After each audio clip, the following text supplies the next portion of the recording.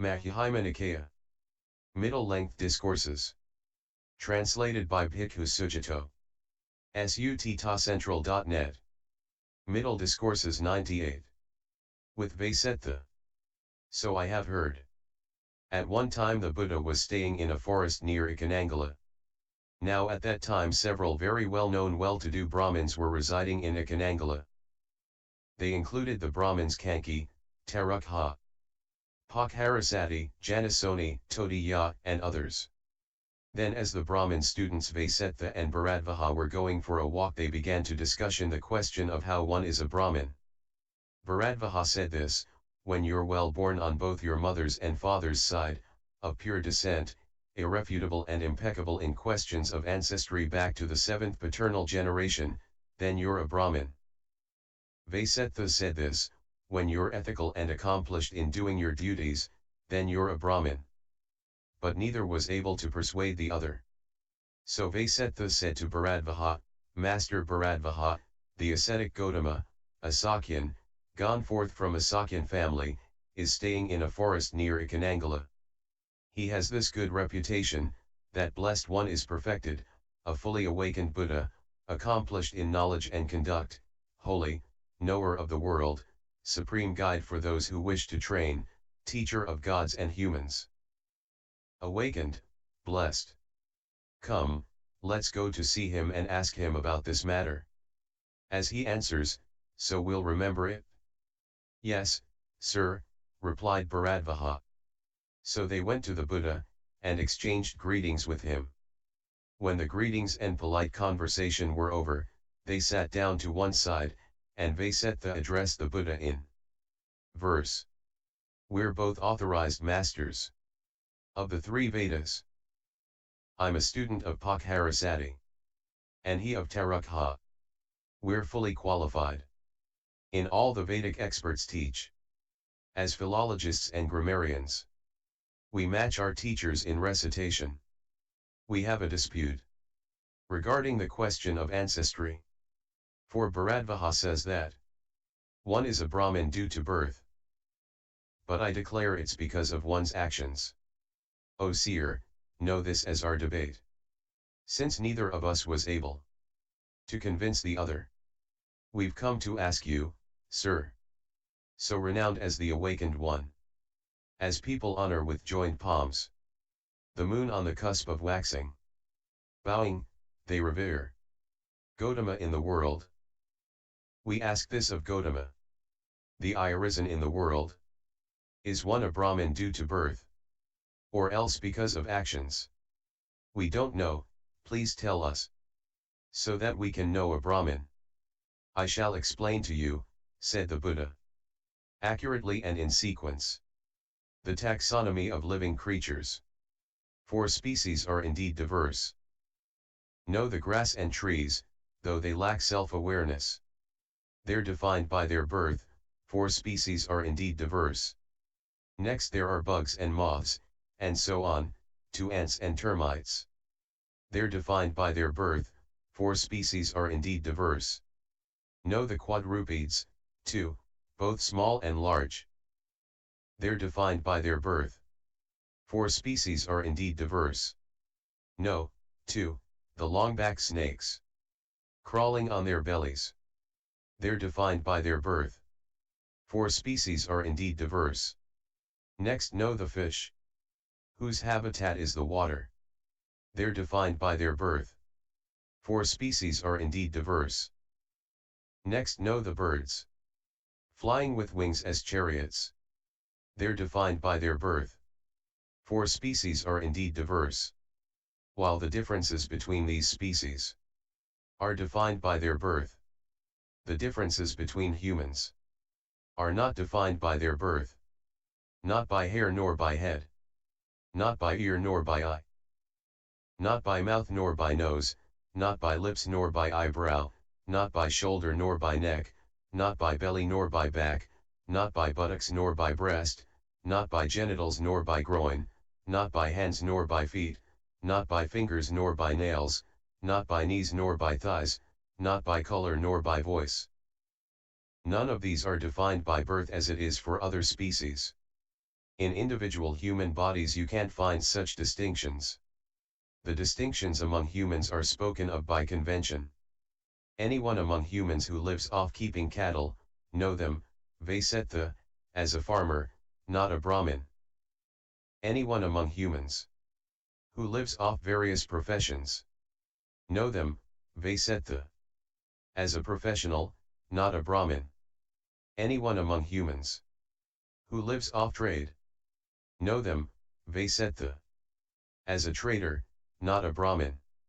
Anyone among humans who lives off serving others, know them, Vasettha, as an employee, not a brahmin.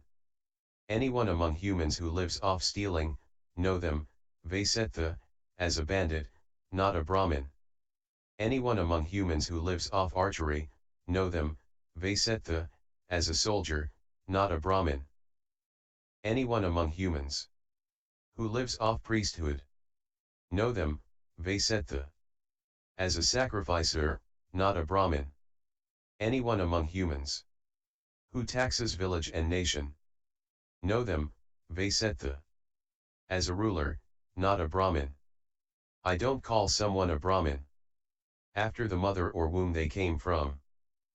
If they still have attachments, they're just someone who says sir. One with nothing, by not grasping. That's who I call a brahmin. Having cut off all fetters, they have no anxiety. They've got over clinging, and are detached. That's who I call a brahmin. They've cut the strap and harness, the reins and bridle too. With crossbar lifted, they're awakened. That's who I call a brahmin. Abuse, killing, caging. They endure these without anger. Patience is their powerful army. That's who I call a brahmin. Not irritable or stuck up. Dutiful in precepts and observances. Tamed, bearing their final body. That's who I call a brahmin. Like rain off a lotus leaf. Like a mustard seed off the point of a pin. Sensual pleasures slide off them. That's who I call a brahmin. They understand for themselves. In this life the end of suffering. With burden put down, detached. That's who I call a brahmin. Deep in wisdom, intelligent. Expert in the variety of paths. Arrived at the highest goal. That's who I call a brahmin. Socializing with neither householders nor the homeless. A migrant without a shelter, few in wishes. That's who I call a brahmin. They've laid down the rod against creatures firm and frail. They don't kill or cause to kill. That's who I call a brahmin. Not fighting among those who fight, they're extinguished among those who've taken up arms. Not grasping among those who grasp, that's who I call a brahmin. They've discarded greed and hate, conceit and denigration, like a mustard seed off the point of a pin, that's who I call a brahmin. The words they utter are sweet, informative, and true. And don't offend anyone. That's who I call a brahmin. They don't steal anything in the world. Long or short. Fine or coarse, beautiful or ugly. That's who I call a brahmin. They have no hope for this world or the next. Free of hope, detached. That's who I call a brahmin. They have no clinging. Knowledge has freed them of indecision. They've arrived at the culmination of the deathless, that's who I call a brahmin. They've escaped clinging to both good and bad deeds, sorrowless, stainless, pure, that's who I call a brahmin. Pure as the spotless moon, clear and undisturbed. They've ended desire to be reborn, that's who I call a brahmin. They've got past this grueling swamp of delusion, transmigration. They've crossed over to the far shore, stilled and free of indecision. They're extinguished by not grasping, that's who I call a brahmin. They've given up sensual stimulations, and have gone forth from lay life. They've ended rebirth in the sensual realm. That's who I call a brahmin. They've given up craving, and have gone forth from lay life. They've ended craving to be reborn. That's who I call a brahmin. They've given up human bonds and gone beyond heavenly bonds, detached from all attachments. That's who I call a Brahmin. They've given up liking and disliking. They're cooled and free of attachments. A hero, master of the whole world. That's who I call a Brahmin. They know the passing away and rebirth of all beings. Unattached, holy, awakened. That's who I call a Brahmin. Gods, fairies, and humans don't know their destiny. The perfected ones with defilements ended. That's who I call a Brahmin. They have nothing before or after, or even in between. One with nothing, by not grasping. That's who I call a Brahmin. Leader of the herd, excellent hero. Great hermit and victor. Unstirred, washed, awakened. That's who I call a Brahmin. They know their past lives and see heaven and places of loss, and have attained the end of rebirth. That's who I call a Brahmin. For name and clan are assigned as mere convention in the world, arising by mutual agreement. They're assigned to each individual. For a long time this misconception has prejudiced those who don't understand. Ignorant, they declare that one is a Brahmin by birth. You're not a Brahmin by birth, nor by birth a non-Brahmin. You're a Brahmin by your deeds, and by deeds a non-Brahmin. You're a farmer by your deeds. By deeds you're a professional. You're a trader by your deeds. By deeds are you an employee. You're a bandit by your deeds.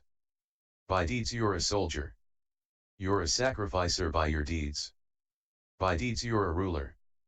In this way, in accord with truth, the astute regard deeds, seeing dependent origination. They're expert in deeds and their results. Deeds make the world go on. Deeds make people go on. Sentient beings are bound by deeds, like a moving chariot's linchpin. By austerity and spiritual practice. By restraint and by taming. That's how to become a Brahmin. This is the supreme Brahmin, accomplished in the three knowledges. Peaceful, with rebirth ended. Know them, Vasettha, as Brahma and Sakya to the wise. When he had spoken, Vasettha and Bharadvaja said to him, Excellent, Master Gotama. Excellent. As if he were righting the overturned, or revealing the hidden, or pointing out the path to the lost, or lighting a lamp in the dark so people with good eyes can see what's there. Master Gotama has made the teaching clear in many ways. We go for refuge to Master Gotama, to the teaching, and to the mendicant Sangha.